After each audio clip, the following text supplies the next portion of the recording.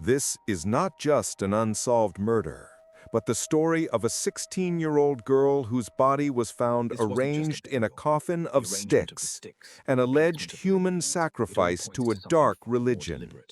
This is the New Jersey cold case that police wanted you to forget. In 1972, the death of Jeannette DePalma shattered the quiet suburbs of Union County. And the terror wasn't just what happened, but the chilling possibility of who did it. A hidden satanic cult operating in plain sight. This case didn't just go cold. Vital evidence was erased from history. If you want to support deep dive investigations into cases the media ignores, take 1 second now and hit the subscribe button. Jeannette DePalma was, by all accounts, a typical teenage girl in the early 1970s. She was known for her gentle nature, a member of the local high school's Future Homemakers of America, and deeply loved by her older sister, Marie. She wasn't involved in drug culture, nor was she a runaway. She was just there. On August 7, 1972, Jeannette told her sister she was heading to the local pool. She left her home in Kenilworth, New Jersey, and simply vanished. Days turned into weeks. The DePalma family was frantic, plastering missing posters across the area. The local police treated it like a runaway case, a common and often dismissive response to missing teenagers at the time.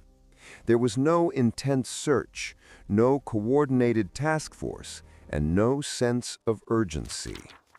The tragedy was already brewing, fueled by police inaction. 3 months later, the case shifted from a missing person report to a macabre nightmare. It was November 1972. A dog, walking with his owner, stumbled upon something horrifying in a rocky, isolated area known locally as Devil's Teeth. This strange, sharp rock formation on the border of Kenilworth and Springfield, New Jersey, was a local hangout, a place kids knew and often went to get away from parental eyes.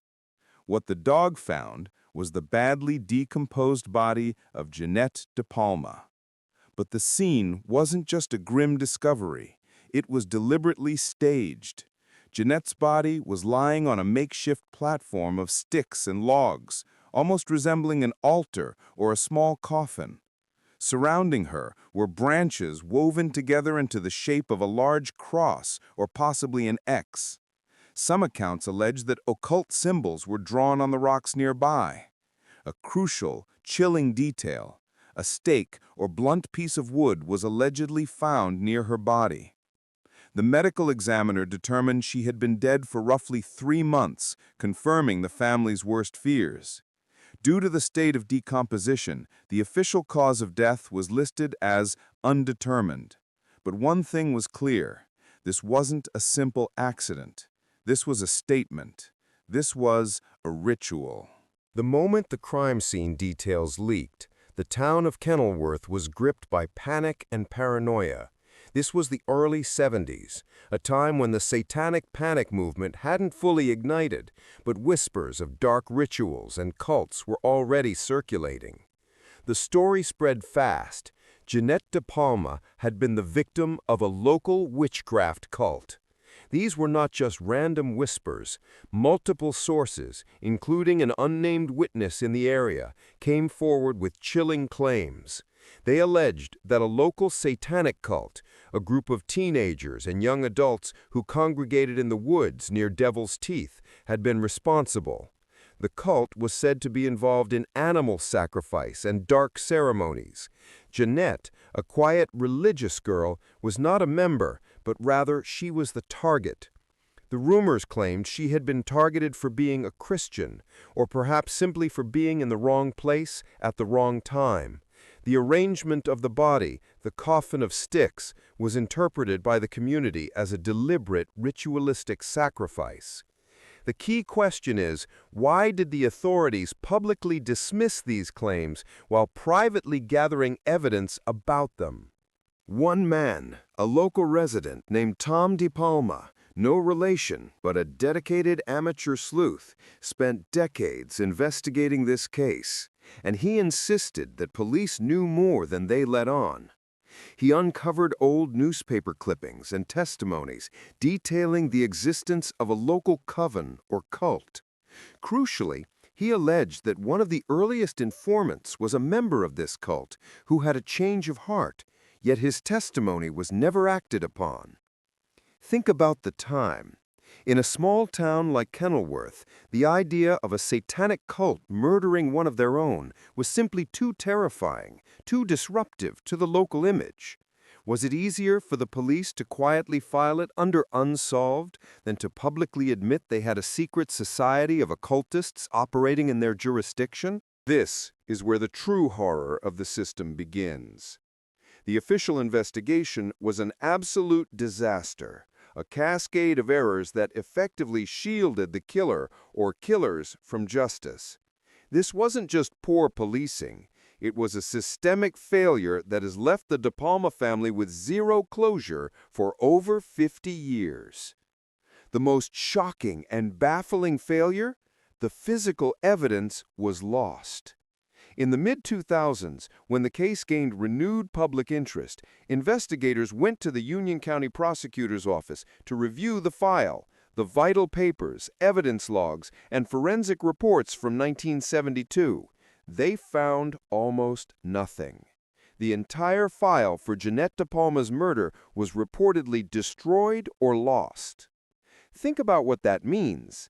DNA evidence, fingerprint analysis, photo logs of the crime scene before it was disturbed, all vanished. It's almost unprecedented for a murder case of this nature to have its entire file erased.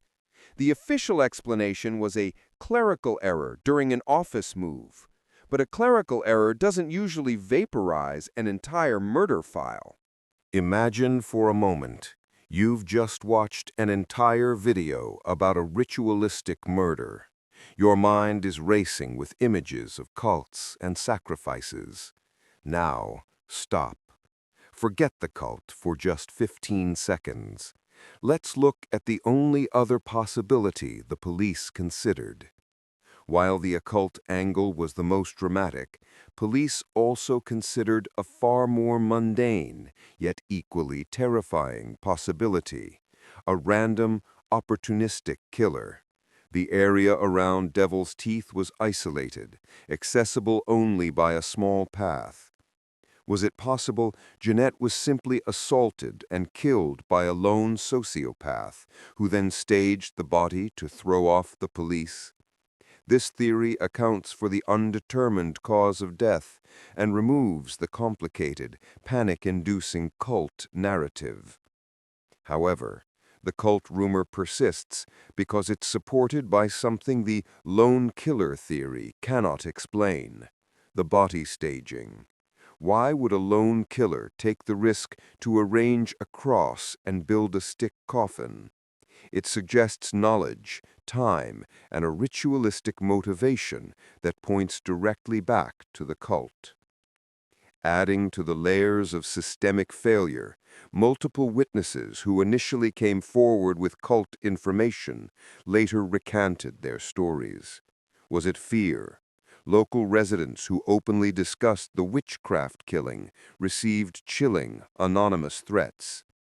It seems the people who knew the truth were not only afraid of the police, but were actively being silenced by the cult members themselves, members who by this point would be adults and integrated into the local community.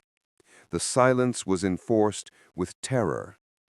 The DePalma family's lawyer, who tirelessly tried to reopen the case, spoke openly about the roadblocks.